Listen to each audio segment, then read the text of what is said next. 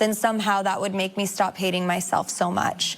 And so when they said that, I was like, I'm in. And I went to LA the next day, and they put me in hair and makeup, sent me over to an agency, and I was in that industry for a total of 7 years. Did you know what you were getting into? Because I mean, romance doesn't sound to me like porn. Yeah.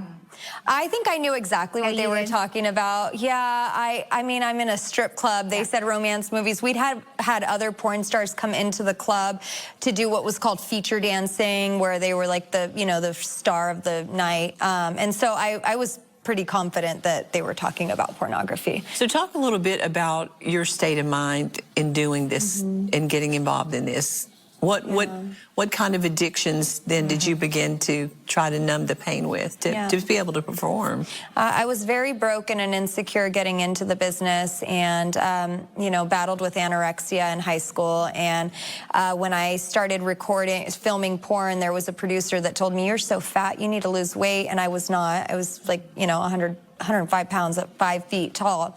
I wasn't fat. And so I started using cocaine to lose weight, and instantly I became hooked because I didn't realize how much pain shooting porn was causing me until I was able to numb that pain. And so from the cocaine, it went to prescription pills, and then eventually to heroin and crystal meth.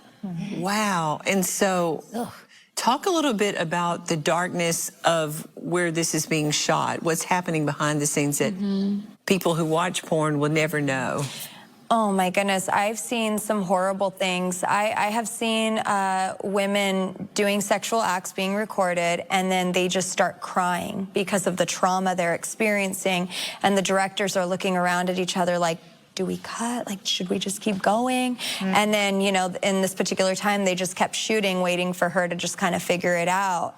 I have seen women just pound back bottles of alcohol. I myself had to get high. I got high with many other performers just to do the scenes.